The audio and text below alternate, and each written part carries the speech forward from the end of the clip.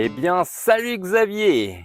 Bonjour à tous, salut Guilain, je suis désolé, je suis un peu déconcentré, mais là je suis en train d'admirer les xylocopes dans la sauce clarée, c'est absolument sublime. Donc xylocope, abeille charpentière, n'ayons surtout pas peur pour nos charpentes. En fait, elles préfèrent les tas de bois, elles préfèrent le bois mort. Bon, tout ça ne doit pas nous déconcentrer hein, quand même. Je sais qu'elles sont belles, mais malgré tout, Puis la saugeuse clarée, c'est vachement beau aussi. ouais, c'est superbe. Bon, faut pas oublier quand même qu'on est là pour parler du rapport carbone sur azote. Un petit peu de sérieux quand même ne nuit pas. Donc le fameux rapport carbone sur azote, bien sous tout rapport, il n'y a aucune allusion ou quoi que ce soit. Donc c'est juste que certains éléments sont riches en carbone, d'autres riches en azote. On estime que pour que la matière organique se dégrade, il faut 25 doses de carbone pour une dose d'azote. Christophe Gatineau, je vous mettrai le lien, donne une super explication et dit que rapporté au buveur, grosso modo, c'est 25 doses d'eau pour une dose de Ricard. Vous voyez, ça dilue un peu quand même. Donc 25 doses de carbone pour une dose d'azote. Et là, effectivement, nos petites bactéries et autres petits éléments vivants trouvent ce qu'il leur faut de force nécessaire et de nourriture nécessaire pour terminer de minéraliser la matière organique. Alors, la matière organique, on a plein de sortes. Certaines sont riches en azote, d'autres riches en carbone. Qu'est-ce qui est riche en carbone? Par exemple, la plaquette de bois que vous voyez ici. Alors ça, c'est pas du BRF, hein, ça n'a rien à voir, hein, c'est le contraire. Hein. C'est quoi le C'est BRF du coup? le BRF, c'est le bois raméal fragmenté, c'est-à-dire qu'on est vraiment sur les pousses d'arbres. Et je crois, mais de mémoire, à vérifier que c'est 7 cm de diamètre maximum pour avoir du BRF. Ça, c'est de la branche ou du tronc qui a été broyé, hein, c'est du carbone hein, en fait. Euh, Comme ça, c'est du carbone aussi. Ça, c'est une espèce de plaque de bois qui a été broyé aussi. Par contre, là, on voit toutes les épluchures, etc. Ça, c'est de l'azote, c'est azoté. On voit aussi le déchet de tonte plutôt azoté.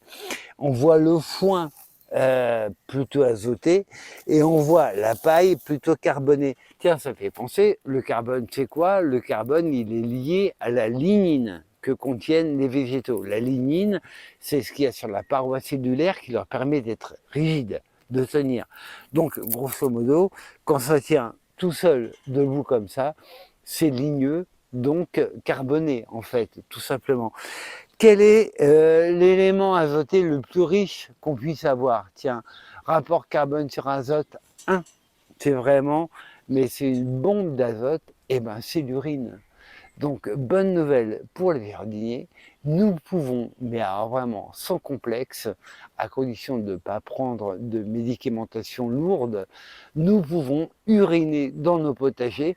Attention, hein, urinez pas toujours au même endroit, hein, parce qu'au bout d'un moment, cette urine, cet azote va se transformer et c'est toxique pour les plantes. Mais surtout, surtout, ne gaspillons pas notre urine. Alors, on lit plein de trucs, hein, c'est vraiment rigolo, parce que moi, quand j'étais gosse, on nous disait d'aller faire pipi dans le jardin, quoi. Et maintenant, mais c'est devenu une science. C'est drôle, hein. Quand on était gosse, c'était allez, va faire pipi dans le jardin. Et maintenant, c'est ah non, l'urine, faut la diluer à 10% et tout. Oh là, oh là, oh là, oh là, oh là. Qu'est-ce qu'on complique les choses simples?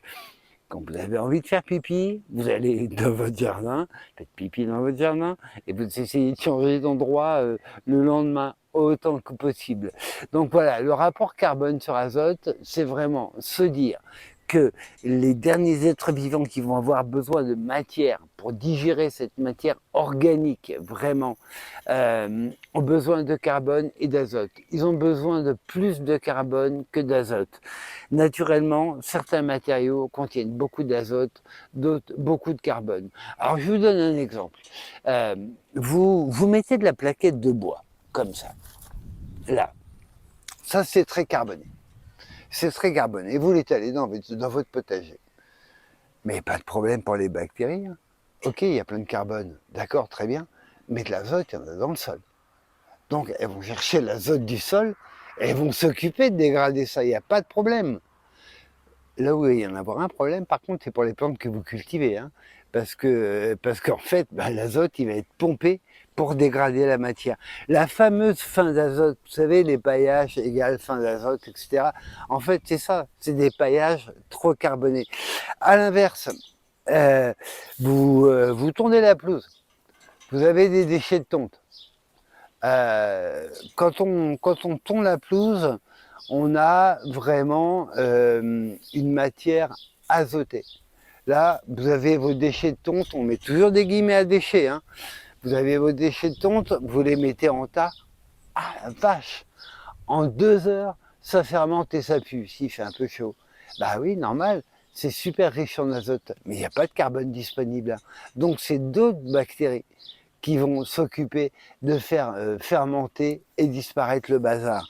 Donc voilà, 2 types d'apports. Carbone pour le fameux rapport carbone sur azote. Certains sont très carbonés, d'autres sont très azotés. Certains sont harmonieux. Alors, qu'est-ce qu'on a qui est harmonieux? Les feuilles d'arbres, en général. Tiens, c'est harmonieux. Et tu m'étonnes que les maraîchers ils faisaient des couches chaudes avec des feuilles d'arbres. Ah oui, c'est pas tellement étonnant, hein. Les horticulteurs et les maraîchers faisaient leurs couches avec des feuilles d'arbres. Un autre qui est intéressant, malheureusement qu'on réserve aux animaux, à moins d'avoir un agriculteur à côté qui a eu une botte qui a pris la flotte, c'est le foin. Le foin, on est vraiment sur quelque chose de complètement harmonieux. Donc, surtout, utilisons-le. On verra, moi, j'utilise en dernière couche sur les pommes de terre, après butage. Et après, sur mes pommes de terre, elles, qui n'ont pas de butage, qui sont juste couvertes à la matière, je fais gaffe à bien respecter ce fameux rapport carbone sur azote qu'on a vu dans les couches en lasagne, hein, d'ailleurs, mais qu'on retrouve aussi dans nos paillages. Si vous mettez que des paillages carbonés dans votre potager, il a intérêt d'être riche en azote, hein, parce que là, les bactéries, elles vont aller plonger dedans et trouver l'azote nécessaire. Donc, en fait, ça signifie que moi, au potager, et encore une fois, c'est comme ça que je fais, ça ne veut pas dire qu'il faille faire comme ça. Mais ce que je sais, c'est qu'en faisant comme ça, ça fonctionne plutôt bien. L'été, je vais être sur des paillages toujours à dominante azotée. Déchets de tonte, épluchures de légumes, etc. Et l'hiver, je vais être sur des paillages plutôt carbonés. Broyés à bois, paille de céréales, etc. Ce qui tombe très bien d'ailleurs, parce que au niveau de la disponibilité et de la facilité qu'on a à les conserver, c'est quand même mieux de bien respecter cette saisonnalité-là. Après, il y a un autre avantage, c'est que, ok, super, nos paillages type déchets, entre guillemets encore, de tonte, épluchures de légumes, etc., on a une dominante azotée. Bon, ok, super. Ben oui, mais l'inconvénient, c'est que ça n'humifie pas. En fait, il n'y a que les matières carbonées qui vont être capables d'humifier. Ça veut dire que, en saison, je vais être plutôt sur des apports azotés pour surtout pas créer de concurrence. Par contre, l'hiver, je vais couvrir avec des paillages carbonés pour là générer une humification. Mais toujours la même idée, et qui est assez géniale quand même, c'est que nous, on aime manger diversifié. Même si j'aime les pommes de terre, je ne vais pas me nourrir que de pommes de terre. Mais un sol, c'est pareil. Un sol, il aime une alimentation qui soit diversifiée, une couverture qui soit diversifiée. Donc, faisons-nous plaisir. On sait que nous, le mot déchetterie, on ne le connaît pas. C'est le mot ressourcerie qu'on retient dans nos potagers. Merci Xavier, à très Eh bientôt. ben, c'était avec plaisir.